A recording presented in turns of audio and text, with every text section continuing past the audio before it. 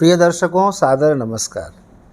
वैदिक मीडिया के धर्म जिज्ञासा कार्यक्रम में आपका हार्दिक स्वागत है। मैं हूं आचार्य चंद्रधर मिश्र।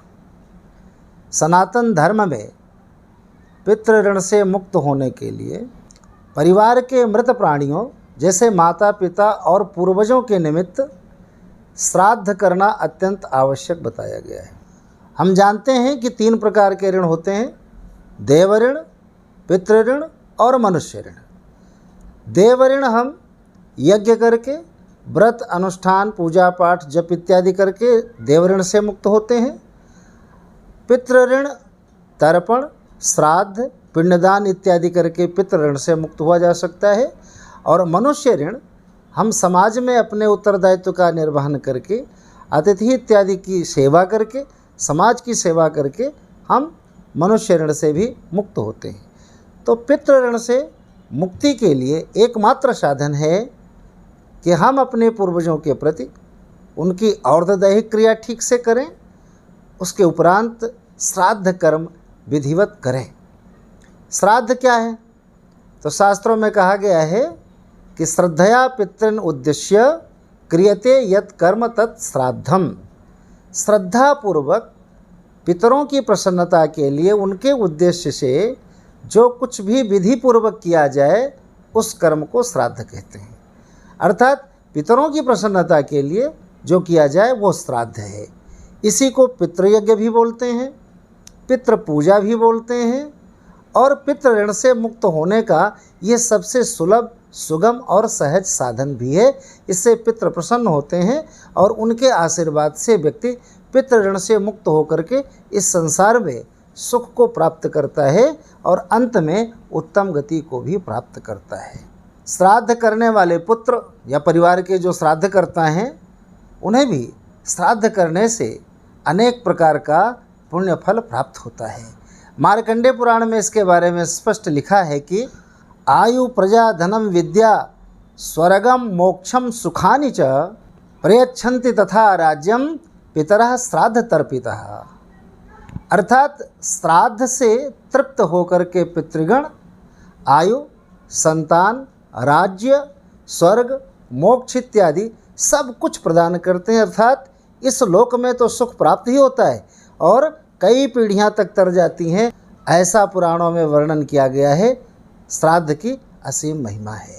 श्राद्ध, तर्पण और पितरों के निमित्त कर्म न करने के कारण जब पितृ क्षुब्ध होते हैं तो एक नकारात्मक ऊर्जा परिवार में भर जाती है, जिसके कारण संतानहीनता और पितृदोष के कारण संतान हो भी तो मंद बुद्धि वाले संतान, दुर्भागी, धन की कमी, घर में किसी न किसी को कोई भयंकर बीमारी लगी रहे, रोगग्रस्त रहें, मानसिक अशांति, घर में क्लेश, अनेक प्रकार की बाधाएं, ये सब पितृगणों के असंतोष के कारण, क्षुब्ध होने के कारण परिवार में उत्पन्न हो जाता है।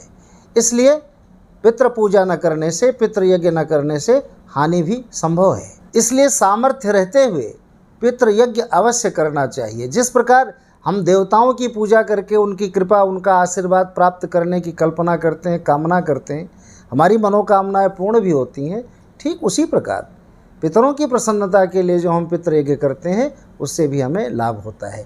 तो इन दोनों कार्यों में, देवता के कार्य में और पितरों के कार्य में आलस्य नहीं करना चाहिए। यदि शक्ति और सामर्थ्य है तो इसे अवश्य करना ही चाहिए। तैत्तरीयोपनिषद में लिखा है कि देव पितृ कार्याभ्याम न प्रमदितव्यम। देवता और पितरों के कार्य में किसी भी प्रकार का प्रमाद नहीं करना चाहिए, आलस्य नहीं करना चाहिए, अन्यथा प्रत्यवाय दोष लगता है। प्रत्यवाय का अर्थ है शास्त्रों में निर्दिष्ट कर्म न करने के कारण जो दोष लगे, शास्त्रों में बताए गए कर्म को न करने से जो पाप लगे उसको प्रत्यवाय बोलते हैं। तो ये पाप हो जाएगा। इसलिए शक्ति सामर्थ्य हो तो श्रद्धापूर्वक पितरों के निमित्त श्राद्ध अवश्य करना चाहिए। अब श्राद्ध के प्रमुख 2 अंग हैं, एक पिंडदान और दूसरा ब्राह्मण भोजन। और इसे करना कब होता है? तो 2 तिथियां ऐसी आती हैं वर्ष भर में जब हम पितरों के लिए श्राद्ध करते हैं। पहली तिथि वो है जिस दिन उनकी मृत्यु हुई, यानी क्षय तिथि। क्षय तिथि वाले दिन श्राद्ध करना चाहिए। और दूसरी तिथि जब आश्विन मास के कृष्ण पक्ष में अर्थात पितृपक्ष में वो तिथि आवे तब। यदि क्षय तिथि पर अर्थात जिस तिथि को उनकी मृत्यु हुई उस रोज नहीं कर पाते हैं श्राद्ध, तो भी पितृपक्ष में उस तिथि पर श्राद्ध अवश्य करना चाहिए। तो श्राद्ध में जैसे मैंने कहा 2 अंग हैं, पिंडदान और ब्राह्मण भोजन। पिंडदान, ब्राह्मण भोजन और अनेक प्रकार के दान इत्यादि करना, ये सब निश्चित ही अत्यंत व्यय वाला होता है। अगर खूब अच्छे ढंग से किया जाए, ठीक से किया जाए तो काफ़ी खर्च होता है। कई लोग इन खर्चों से बचने के लिए भी श्राद्ध नहीं करते। भाव रहता है, श्रद्धा होती है, लेकिन अभाव के कारण नहीं कर पाते। तो शास्त्रों में उसका भी निर्णय दिया गया है कि यदि अभाव हो, धन नहीं हो, सामर्थ्य न हो, लेकिन श्रद्धा है तो क्या करें। तो कहते हैं तो भोजन ना हो तो शाक इत्यादि दे करके श्राद्ध करना चाहिए। पिंड नहीं दे सकते, कोई बात नहीं। पिंडदान अगर नहीं होता तो केवल ब्राह्मण भोजन कराने से भी श्राद्ध संपन्न हो जाता है, ऐसा शास्त्रों में कहा गया है। ब्राह्मण भोजन भी नहीं करा पाते हैं अगर, तो क्या करें। तो कहा गया है कि आमान न दे दिया जाए। आमान का अर्थ है सूखा राशन संकल्पित करके दे दिया जाए, उससे भी श्राद्ध पूरा मान लिया जाएगा। वो भी संभव नहीं है, इतनी शक्ति नहीं, इतना सामर्थ्य नहीं कि हम सूखा राशन दे सकें, तो फिर साग पत्ते इत्यादि, मूली इत्यादि दे दो, कुछ दे दो। वो भी नहीं दे सकते, फल भी नहीं दान कर सकते। तो कहते हैं कुछ घास, हरा चारा गाय को अपने पितरों के निमित्त खिला दीजिए, उससे भी श्राद्ध संपन्न हो जाएगा। यदि वो भी संभव ना हो, गाय के लिए हरा चारा या घास भी नहीं दिया जा सकता हो, इतना अशक्त व्यक्ति हो, असहाय हो, तो भी श्राद्ध छोड़े नहीं। वर्णन आया है कि किसी एकांत स्थान में जाएं, दोनों हाथ ऊपर उठाएं आकाश की ओर हवा में, और पितरों का स्मरण करते हुए उनसे प्रार्थना करें कि मेरे पास कोई धन नहीं है, कोई साधन नहीं है, श्राद्ध करने के लिए अन्न नहीं है, किंतु श्रद्धा है, इसलिए मैं दोनों हाथ उठा करके आपके शरण में हूँ।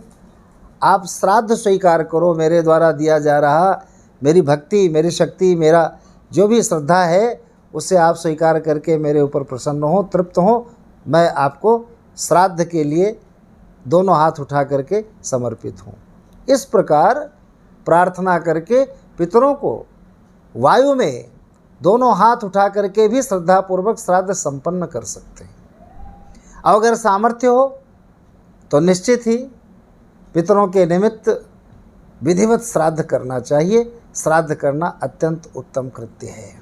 श्राद्ध करने के लिए साधन और श्रद्धा दोनों में से श्रद्धा प्रधान है। श्रद्धा आपकी उत्तम है तो निश्चित ही आप अपने पितरों के लिए उत्तम रीति से श्राद्ध कर पाएंगे। इसके कुछ नियम भी हैं, कुछ विधि विधान भी हैं, उनका भी पालन करना चाहिए कि जैसे श्राद्ध दिन में किस समय करें तो उत्तम फल प्राप्त होगा। उसके बारे में आपको मेरा अगला वीडियो देखना पड़ेगा कि श्राद्ध किस समय करें। धर्मशास्त्र से संबंधित कोई भी जिज्ञासा आपको हो तो आप नीचे दिए गए नंबर पर व्हाट्सएप कर सकते हैं, कॉल कर सकते हैं। आप देखते रहिए वैदिक मीडिया। लाइक, शेयर, सब्सक्राइब अवश्य करें। आप सबका बहुत बहुत धन्यवाद। सादर नमस्कार।